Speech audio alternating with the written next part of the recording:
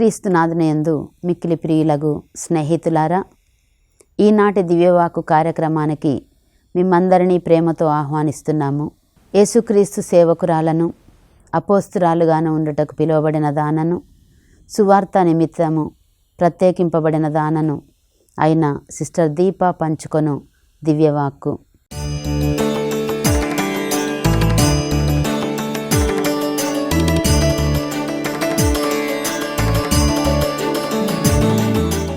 ఈనాటి మన దివ్యవాక్కు ధ్యానాంశము దేవుని పిలుపు, ఆయనకు సంబంధించిన ప్రజలు.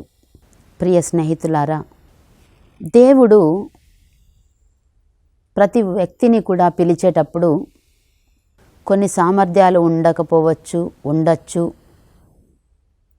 కొంతమంది బాగా పాట పాడతారు, కొంతమంది మంచిగా రైటర్స్ ఉంటారు, మంచిగా రాస్తారు, కొంతమంది మంచిగా ప్రసంగాలు చెప్పగలరు, కొంతమంది బాగా మంచిగా చదవగలరు, జ్ఞాపక శక్తి ఎక్కువగా ఉంటుంది, కొంతమంది మంచిగా నృత్యం చేయగలరు, కొంతమంది అన్నిట్లలో ఉండగలరు, మంచి ఆర్ట్ వేస్తారు. అలా దేవుడు ఎలాగైతే తాళంతలను ఇస్తాడో అలాగే ఆయనకు కావలసిన తాళంతలను ఆయన సమృద్ధిగా ఒక వ్యక్తిలో ఉండేటట్లు చూసుకుంటాడు. ఈరోజు మనం ధ్యానించుకుందాం మత్తయి సువార్త 22వ అధ్యాయము పెండ్లి పిలుపు. ఈ యొక్క పెండ్లి పిలుపు అనే ఈ మత్తయి సువార్తలో ఈ వాక్యాలు నేను అనేక సార్లు చదివాను, కానీ ఎప్పుడు అనుకునేదాన్ని ఆ ప్రశ్న నా హృదయంలో కూడా ప్రశ్నగానే మిగిలిపోయింది. కానీ నేనంతట నేను ధ్యానం చేస్తున్నప్పుడు దేవుడు తన శక్తితో, తన పవిత్ర ఆత్మతో ఎరుకపరిచిన ఒక సత్యాన్ని మీకు చేయాలనుకుంటున్నాను. ప్రియ స్నేహితులారా, చూడండి, పరలోక రాజ్యము ఇట్లున్నది. ఒక రాజు తన కుమారుని పెండ్లికి విందును సిద్ధపరిచి ఆహ్వానింపబడిన వారిని విందుకు బయలుదేరి రండు అని చెప్పుటకు తన సేవకులను పంపెను. కానీ వారు వచ్చుటకు నిరాకరించిరి. అందుచే అతడు, ఇదిగో నా విందు సిద్ధపరపబడినది, ఎద్దులను క్రొవ్విన దూడలను వధింపబడినవి, అంతయు సిద్ధముగా ఉన్నది, కనుక విందుకు రండు అని మరి ఒక మారు వారితో చెప్పుడని మరికొందరు సేవకులను పంపెను. కానీ పిలువబడిన వారు దానిని లక్ష్యపెట్టక తమ తమ పనులకు పోయిరి. ఒకడు తన పొలమునకు, మరి ఒకడు తన వ్యాపారమునకు వెళ్ళెను. తక్కిన వారు అతని సేవకులను పట్టుకొని కొట్టి చంపిరి. అప్పుడు ఆ ప్రభువు మండిపడి తన సైన్యమును పంపి ఆ హంతకులను హతమార్చి వారి పట్టణమును తగులబెట్టించెను. అంతటా నా సేవకులను పిలిచి, నా విందు సిద్ధముగా ఉన్నది, కానీ నేను ఆహ్వానించిన వారు దానికి యోగ్యులు కారు.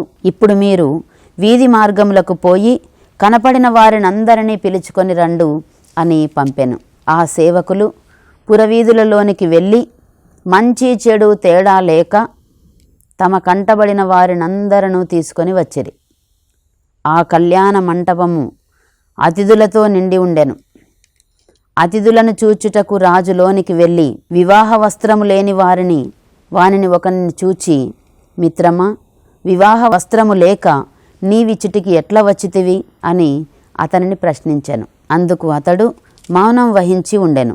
అప్పుడు ఆ రాజు తన సేవకులతో, ఇతనిని కాలు చేతులు కట్టి వెలుపలనున్న చీకటిలోనికి త్రోసివేయుడు, అచట జనులు విలపించుచు పండ్లు కొరుకు కొందురు అనెను.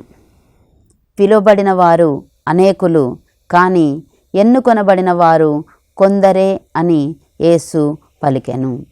ప్రియ స్నేహితులారా, మరి రాజు అందరినీ పిలుచుకొని రండి అని చెప్పాడు. మొట్టమొదట వెళ్ళిన వాళ్ళు రావడానికే నిరాకరించారు. అసలు మేము రామండి, ఆ విందు వద్దు, ఏమి వద్దు, మేము రాం. రెండవసారి ఇదిగో క్రొవ్విన దూడలున్నాయి, ఎద్దులున్నాయి, మళ్ళీ వెళ్ళి పిలుచుకొని రండి అని అన్నప్పుడు కొంతమంది పనులకు పోయారు, కొంతమంది అసలు లక్ష్య పెట్టలేదు. రాలేదు. రాకపోగా కొంతమందిని పట్టుకొని చంపేశారు. మరి మూడవసారి మీరు వెళ్ళండి, ఎవరు కనపడితే వాళ్ళని తీసుకొని రండి అని రాజా చెప్తున్నాడు. ఏమనంటే, నా విందు సిద్ధంగా ఉన్నది, నేను ఆహ్వానించిన వారు రాలేదు కాబట్టి మీరు కనపడిన వారిని అందరినీ పిలుచుకొని రండు. కనపడిన వారిని అందరినీ అంటే అక్కడ వివాహ వస్త్రం ఉందా లేదా, అసలు వీళ్ళు రాజవిందును తీసుకోవడానికి అర్హులా కాదా, వీళ్ళది ఏ జాతి, ఏ కులము, ఎలాంటి వారు, ఎలాంటి పరిస్థితి వీళ్ళదని ఎవ్వరు కూడా ఆలోచించకుండా కనబడిన వారందరినీ కూడా తీసుకురమ్మని రాజు చెప్పడం మనం చూస్తున్నాం. ప్రియ స్నేహితులారా, అందులో తప్పు లేదుగా. ఈ సేవకులు వెళ్ళి కనబడిన వాళ్ళందరినీ తీసుకొని వచ్చారు. మరి రాజు ఒక వ్యక్తితో ఎందుకు ఇలా చెప్తున్నాడు? మిత్రమా, రాజవస్త్రము లేక నీవు ఇచ్చటకు ఏల వచ్చితివి అంటున్నాడు రాజు. అతడు ఏమీ సమాధానమియ్యక ఊరక ఉండెను. రాజు అతనిని చీకటిలోనికి త్రోసివేయుడు, అచ్చట జనులు విలపించుచు పండ్లు కొరుకు కొందురు అనెను. ఎందుకు ఈ విధంగా జరుగుతుంది అనేది తర్వాత మనం చెప్పుకుందాం. యెషయా గ్రంథము 41వ అధ్యాయం చూసినట్లయితే 8వ వచనం నుండి, ఇజ్రాయేలు నీవు నాకు సేవకుడవు, యాకోబు నేను నిన్నెన్నుకొంటిని, నీవు నా స్నేహితుడవైన అబ్రహాము వంశజుడవు, నేను నిన్ను ప్రపంచపు అంచుల నుండి కొనివచ్చి తిని, భూలోకపు చెరగుల నుండి నిన్ను పిలచి తిని, నీవు నాకు సేవకుడవు, నేను నిన్నెన్నుకొంటిని, నిన్ను నిరాకరించనని చెప్పి తిని, నీవు భయపడవలదు, నేను నీకు తోడై ఉందును, నీవు వెరవకుము, నేను నీకు దేవుడను, నేను నీకు బలమునొసగి నిన్ను ఆదుకొందును, నా శక్తితో నిన్ను కాపాడుచుందును, నీ మీద కోపించువారు ఓడిపోవుదురు, అవమానము చెందుదురు, నీతో పోరాడువారు సర్వనాశనమగుదురువు, నీ శత్రువులు నీవు గాలించినను దొరకరు, నీతో పోరాడువారు మటుమాయమగుదురు. నీ దేవుడను ప్రభుడనైన నేను నీకు బలమును ఒసగుదును, నీవు భయపడకుము, నిన్ను ఆదుకొందును అని ఎవరితో చెప్తున్నారండి? తాను ఎన్నుకుంటున్న ప్రజలతో చెప్పే మాటలు. ప్రియ స్నేహితులారా, 3వ రిఫరెన్స్ చూసుకుందాం. పునీత పౌలు కొరింథీలకు రాసిన 2వ లేఖ 6వ అధ్యాయంలో మనం చూస్తున్నాము. మీరు పొందిన దేవుని కృపను వ్యర్థము చేయరాదు అని దేవుని తోడి పనివారమైన మేము మిమ్ము అర్థించుచున్నాము అని పౌలు గారు చెప్తున్నారు. ఏలయన అనుకూల సమయమున నిన్ను ఆలకించి తిని, రక్షణ దినమున నీకు తోడ్పడి తిని అని దేవుడు చెప్పుచున్నాడు కదా. ఆలకింపుడు, ఇదిగో ఇప్పుడే మిక్కిలి అనుకూల సమయము. దేవునికి స్తోత్రం. ప్రియ స్నేహితులారా, మరి ఆ రాజు కంటబడిన వారందరినీ పిలుచుకొని రమ్మని ఒక వ్యక్తితో నీకు వివాహ వస్త్రం లేదేంటి అని అనడంలో ఆంతర్యం ఏమిటంటే, ప్రభువు ఈ యొక్క ఉపమానాన్ని ఎందుకు చెప్తున్నారంటే, దేవుని యొక్క రాజ్యము ఏ విధంగా ఉంటుంది, దేవుని యొక్క రాజ్యంలో ప్రవేశించడానికి సిద్ధపాటు ఎలా కలిగి ఉండాలి అంటే, రాజవస్త్రము లేకపోవచ్చు, పిలిచిన సమయంలో మనకు పవిత్రత లేకపోవచ్చు, పిలిచిన సమయంలో మనకు దేవునికి ప్రీతికరముగా ఉండే ఒక్క విషయము కూడా మనలో లేకపోవచ్చు. కానీ తర్వాత ఏం చేయవలసి ఉన్నది అంటే, ప్రభువు చెప్పిన మాదిరిగా అనుకూల సమయమున నిన్ను ఆలకించి తిని, రక్షణ దినమున నీకు తోడ్పడి తిని. ప్రభువు ప్రతి విషయంలో కూడా మనకు తోడ్పడుతూ ఉన్నాడు, అన్ని అవకాశాలు ఇస్తూ ఉన్నాడు. ఏ అవకాశాలు? ప్రతి దినము మనం బైబిల్ చదువుకోవడానికి మనకు ఒక అవకాశం, దివ్య పూజా బలిలో పాల్గొనడానికి ఒక అవకాశం, చేసిన పాపాలు ఒప్పుకోవడానికి పాప సంకీర్తనం ఒక అవకాశం, దివ్య సప్రసాదాన్ని లోకొనడానికి ఒక అవకాశం.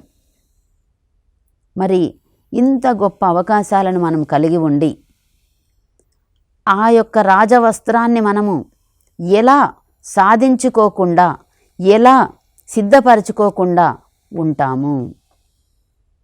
ఇప్పుడు మనం చేయాల్సిన పని ఏంటంటే ఈ రాజవస్త్రాన్ని సిద్ధము చేసుకోవడం. ఎందుకు అనంటే దేవుని యొక్క రాజ్యంలో ప్రవేశించడానికి కొన్ని అర్హతలు తప్పకుండా అవసరమై ఉన్నాయి. ప్రియ స్నేహితులారా, మిత్రమా, రాజవస్త్రము లేకుండా నీవు ఇక్కడికి ఎలా ప్రవేశించితివి అని రాజు అడిగినప్పుడు, అంటే అంత్యదినమున దేవుడు మనల్ని కూడా ఇదే ప్రశ్న వేస్తాడు. నీకు అనేక అవకాశాలు ఇచ్చాను మిత్రమా, రాజవస్త్రం మాత్రం నీ దగ్గర లేదేంటి? ఆ పవిత్ర వస్తువు నీ దగ్గర లేదేంటి? ఆ పవిత్ర కవచము నీ దగ్గర లేదేంటి?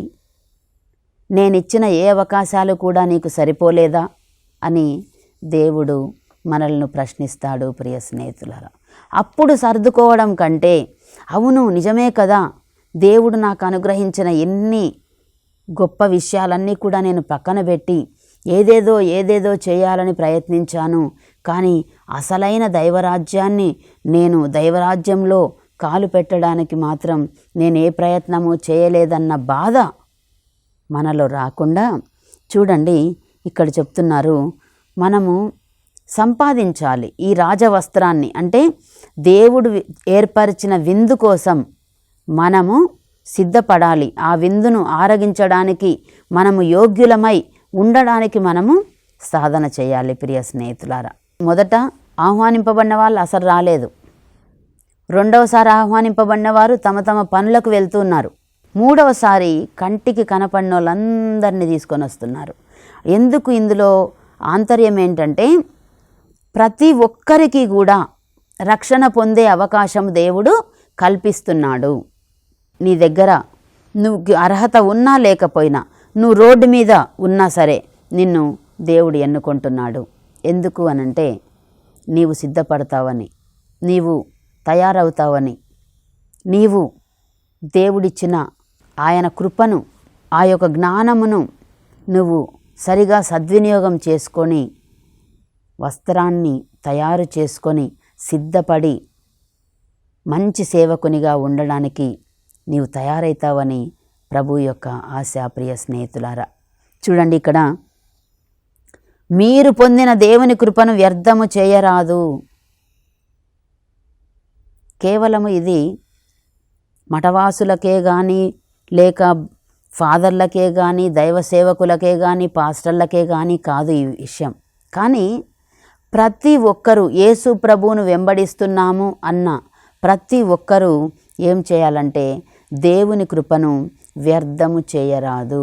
మరి ఏం చేయాలి అని ఇక్కడ ఉంది చూడండి. ప్రియ స్నేహితులారా, బాధలను, కష్టములను, ఇబ్బందులను గొప్ప ఓర్పుతో సహించుట ద్వారా మేము చేయు ప్రతి కార్యమునందును మేము దేవుని సేవకులమని ప్రదర్శింతుము.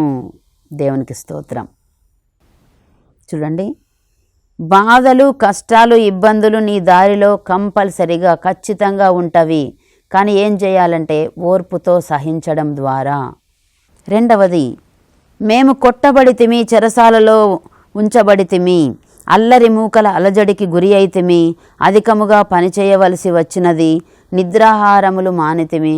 కానీ ఈ రోజుల్లో ఇంత దీనస్థితి ఏ దైవజనుడికి కూడా లేదనే చెప్పవచ్చు.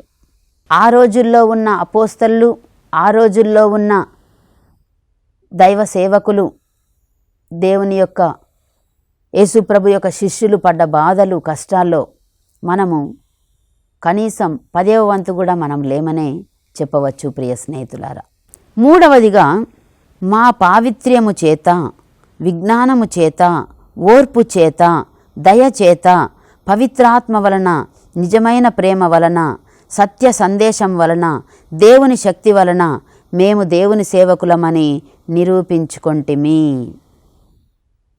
ఎదిరించుటకు, రక్షించుకొనుటకు మాకు నీతియే ఆయుధము. మనము దేవుని కోసం రాడికల్స్గా ఉండాలి. ప్రియ స్నేహితులారా, రాడికల్స్గా ఎట్లంటే ఒక వ్యక్తి ఒక సిద్ధాంతాన్ని నమ్మినప్పుడు అందుకు చావడానికైనా సిద్ధంగా ఉంటారు.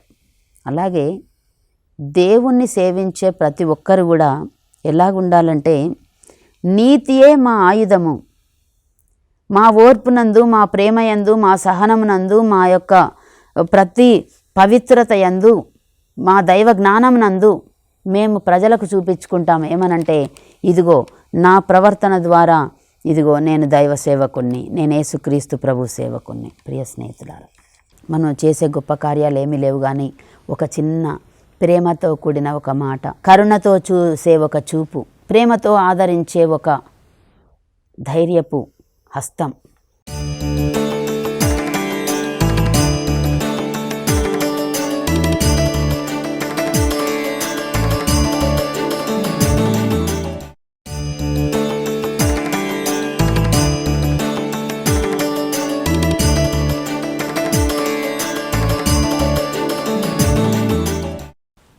ప్రియ స్నేహితులారా, అలాగే చూడండి, ఇక్కడ మేము గౌరవింపబడితిమి, మేము అవమానించబడితిమి. ప్రతి సేవకుని జీవితంలో ఇవి ఉంటాయి. గౌరవింపబడతారు, అవమానింపబడతారు, నిందింపబడితిమి, స్తుతింపబడితిమి. అసత్యవాదులుగా అవమానింపబడినను మేము సత్యమునే పలుకుచున్నాము. దేవునికి స్తోత్రం. ప్రియ స్నేహితులారా, మన యొక్క పరిచర్యలో మనం చూపించవలసింది ఏంటంటే, మనము వస్త్రమును తయారు చేసుకోవాలి. రాజ విందుకు సిద్ధపడే ఒక వ్యక్తి ఏ విధముగా మంచి వస్త్రాలతో అడుగు పెట్టాలో, అలా మనం పవిత్రమైన వస్త్రమును మనము సిద్ధపరచుకోవాలి. ఆ వస్త్రము సిద్ధపరచుకునే సాధనం ఏమిటంటే, కేవలము ఓర్పు, ప్రేమ, సహనము, దయ, జాలి, ఇవి మాత్రమే మనకు పనికొచ్చే ఆయుధాలు. ప్రియ స్నేహితులారా, మన కోపము వల్ల, ఇతరుల మీద మనము నిందలు మోపడం వల్ల, ఇతరులను చెడుగా ప్రదర్శించేటట్లు చేయడం వల్ల, ఇతరుల గురించి చెడుగా మాట్లాడడం వల్ల మనము, ప్రియ స్నేహితులారా, చేసినా కూడా దేవునికి నచ్చని విషయాలే. కాబట్టి మనం పరలోక రాజ్య విందులో మనము పాల్గొనాలి అనంటే, మొట్టమొదటిగా పాపం అనే వస్త్రాన్ని వదిలిపెట్టి పరిశుద్ధత అనే వస్త్రాన్ని కప్పుకుంటాం. రెండవదిగా, మన సహోదరులు ఏ స్థితిలో ఉన్నారో, వారికి ఏ అవసరం ఉన్నదో మనము ఆ అవసరతలో ఒక బాసటగా నిలవాలి. మూడవదిగా, ఏ సహోదరుని కూడా నీవు పనికిరావు, నీ బ్రతుకు వ్యర్థం అనే విషయాలతో మనము బాధింపవలదు. ప్రతి ఒక్కరిని ప్రేమించాలి. ప్రతి ఒక్కరిని మనము ఒక క్రైస్తవుడిగా, ఒక క్రైస్తవురాలిగా మనకంటూ ఒక రాజవస్త్రము మనం తయారు చేసుకోవాలి. ప్రియ స్నేహితులారా, 10 మంది కన్యల విషయంలో చూడండి, మనం చూస్తున్నాము. 10 మంది కన్యలు దేవుని యొక్క రాకడకు సిద్ధమై వెళ్తూ ఉన్నారు, కాగడాలతో వెళ్తున్నారు. 5 కన్యలు కాగడాలు తీసుకుపోయారు, నూనెను తీసుకుపోయారు. 5 కాగడాలతో పాటు నూనెను తీసుకొని పోలేదు, అంటే సిద్ధపడలేదు. మరి రోజు మనకు ఎవరు చెప్తారు సిద్ధపడాలని? ప్రియ స్నేహితులారా, మన జీవితంలో ఇలా జీవించడానికి మనం ఒకవేళ ఈ వస్త్రాన్ని తయారు చేసుకోవడానికి మనము సిద్ధపడుతున్నట్లయితే, కొన్నిసార్లు సైతాను మనల్ని అపహరించుకునే స్థితి కూడా మనకు ఎదురవుతుంది. ఒకసారి నా జీవితంలో నాకు వాక్యము ప్రకటించడం అనేది చాలా ఇష్టం. ఆ సమయంలో నేను కొన్ని శ్రమలు వచ్చినప్పుడు, ఈ యొక్క సిస్టర్ జీవితంలో కొన్ని శ్రమలు వచ్చినప్పుడు, కొన్నిసార్లు నేను అనుకునేదాన్ని, నేను వెళ్ళిపోతాను ఇంటికి, నేను ఉండను, ఈ మఠవాస జీవితం నేను జీవించను అనుకునేదాన్ని. అనుకొని కూడా మళ్ళీ నాకు నేను సర్ది చెప్పుకోవడము, వేరే వాళ్ళు నాకు చెప్పడం, అలా సిస్టర్స్ నాకు మంచి మాటలు చెప్పడం, అలా చిన్నప్పుడు అంటే 25-26 సంవత్సరంల వయసులో అలా ఉండేది. దేవుని యొక్క కార్యాన్ని నేను గ్రహించాను. ప్రియ స్నేహితులారా, నాకు తెలిసిన ఒక సిస్టర్ యాంజెలినా, ఆ సిస్టర్ చెప్తున్నారు నాకు, అమ్మా, దేవుడు నిన్ను ఏదో ఒక విధంగా తన పనిముట్టుగా వాడుకుంటానికి చూస్తున్నాడు. నువ్వు ఎన్ని ప్రయత్నాలు చేసినా దేవుని చేతిలో నుండి మాత్రం నువ్వు తప్పించుకోలేవు అని చెప్పేవాళ్ళు. కానీ నేను ఆ రోజుల్లో ఏం చేసేదంటే చిన్న వయసు నిరుత్సాహ మాటలు మాట్లాడేదాన్ని. ఏం కాదులేండి, మీకేం తెలుసు నా సమస్యలు. అభిషిక్తులైన ప్రజలారా, ఒకవేళ దైవజనులారా మీలో అలాంటి ఆశలు లేపుతున్నట్లయితే, అలాంటి ఆలోచనలు దేవుని నుండి దూరం కావాలని, ఎంచుకున్న జీవితం నుండి వెళ్ళిపోవాలని అలాంటి ఆలోచనలు ఉన్నట్లయితే నీ కుటుంబాన్ని ఒక్కసారి ఆలోచన చెయ్యి. నీవు దేవుడు ఎంచుకున్నప్పుడు నీ పరిస్థితి గురించి ఒక్కసారి ఆలోచన చెయ్యి. మనకు అర్హత ఉన్నదా? అసలు ఇంత పవిత్రమైన అంతస్తుకు మనకు అర్హత ఉండే మనల్ని దేవుడు పిలిచాడా అనేది ఒక్క ఆలోచన చేయాలి. మన తల్లిదండ్రులు వారు ఎలాంటి విశ్వాసాన్ని జీవితంలో చూపించారు, మన బంధుమిత్రులు, మన కుటుంబ సభ్యులు ఎంత నియమ నిబంధనలతో తమ జీవితాలను జీవిస్తున్నారు, ఎంత విశ్వాసంతో జీవిస్తున్నారు. వారికి మనమంటే ఒక పెద్ద పేరు ప్రతిష్టలు, మనమంటే వారికి ఎంతో గౌరవము. దేవుని బిడ్డలు వీరు అన్నది ప్రియ స్నేహితులారా, దేవుని నుండి దూరం చేసే ఏ మనిషి కూడా నీకు మంచి ఎప్పటికీ చేయడు. దేవుని నుండి దూరం చేసే ఏ వస్తువు కూడా నీకు మంచి చేయదు ప్రియ స్నేహితులారా. కాబట్టి దేవుని ప్రేమకు మనము స్పందించాలి. ఒకటి జరుగుతుంది, నేను ఒక పని చేయబోతున్నాను కానీ ఒక అడ్డం వచ్చింది అనంటే అది దేవునికి ఇష్టం లేదని నువ్వు గుర్తించగలిగినప్పుడే ఆ దేవుని యొక్క కార్యాన్ని తెలుసుకోగలవు ప్రియ స్నేహితులారా. అనేక మంది బిడ్డలు, అభిషిక్తులుగా ఉన్న బిడ్డల్ని ఈరోజు సైతాను శోధిస్తుంది. ఈరోజు ఒకవేళ అదే సైతాను శోధనలో నేను పడిపోయి ఉంటే ప్రియ స్నేహితులారా, ఎంత నిర్భాగ్యమైన, ఎంత దౌర్భాగ్యమైన స్థితి నేను ఆ స్థితిలో ఉండేదాన్నో. మరి దేవుడు నన్ను ఇలా పనిముట్టుగా వాడుకునేవాడా? తన మాటల్ని మాట్లాడడానికి ఆయనకు నేను సహకరించిన దాన్ని అయ్యేదాన్నా? కాబట్టి ఆలోచించండి ప్రియ స్నేహితులారా. ఎప్పటికీ కూడా ధైర్యాన్ని కోల్పోకుండా దేవుడు చెప్తున్నాడు, మిమ్మల్ని నేను ఎన్నుకొన్నాను, ధైర్యం వహించండి, భయపడగాకండి, నేను మీకు తోడుగా ఉంటానని ప్రభువు చెప్పిన మాటలను మళ్ళీ మళ్ళీ మనము గుర్తుంచుకొని ఎన్ని కష్టాలైనా, ఎన్ని బాధలైనా, ఎన్ని ఇబ్బందులైనా ముందుకు వెళ్ళడానికి, దేవుని యొక్క రాజ్యంలో ఆయన విందులో పాల్గొనే వస్త్రంతో మనం ప్రవేశించడానికి, ఆ వస్త్రాన్ని ఓర్పు, ప్రేమ, సహనం అనే వస్త్రాలను మనం ఒక్కొక్కటిగా తయారు చేసుకొని ఆయన విందుకి సిద్ధపడడానికి ప్రయత్నించుదాం. చిన్న ప్రార్థన చేసుకుందాం. సర్వశక్తిమంతుడా, సర్వోన్నతుడా, నీ పవిత్ర పాదాలకు వందనములు తండ్రి. నా దేవ, మా రక్షకుడా, నా తండ్రి, ఈరోజు ఈ దివ్యవాక్కు కార్యక్రమం ద్వారా మాతో మాట్లాడిన దేవా నీకు స్తోత్రములు తండ్రి. సూటిగా మాతో మాట్లాడుతున్న దేవా నీకు స్తోత్రములు ప్రభువా. మా యొక్క అభిషిక్తమైన జీవితాన్ని తండ్రి అపహరించే శక్తులు ఎన్నో మా చుట్టూ ఉంటాయి తండ్రి. నీవు ఏర్పరిచిన విందును మేము రుచి చూడకుండా చేసే దురాత్మలు ఎన్నో మా చుట్టూ ఉంటాయి తండ్రి ప్రభు. అయినప్పటికీ నీ ప్రేమ, నీ కృప ద్వారా ప్రభువా, నీవు అభిషేకించిన ప్రతి బిడ్డను కూడా దీవించి ఆశీర్వదించండి తండ్రి. అలాగే ప్రభువా, కుటుంబ జీవితాలను జీవిస్తున్న వారిని కూడా తండ్రి ప్రభువా దీవించండి, బలపరచండి ప్రభువా. మరి ముఖ్యంగా ప్రభు, నీవు పిలిచిన అంతస్తు ఎంత పవిత్రమైనదో, ఎంత ఉన్నతమైనదో, ఎంత ఔన్నత్యం కలిగి ఉన్నదో ప్రభువా మేము గుర్తుంచుకొని ప్రతి క్షణము తండ్రి, నీవు పిలిచిన సమయం మేము ఎలా ఉన్నామో ఆ సందర్భాన్ని గుర్తుంచుకొని, ఆ స్థితిని గుర్తుంచుకొని ప్రభువా నీ కోసం పరలోక పౌరులుగా మేము జీవించే భాగ్యమును మాకు అనుగ్రహించండి తండ్రి. నీవు ఎన్నుకున్న ప్రతి బిడ్డను కూడా పేరు పేరున ఆశీర్వదించండి తండ్రి.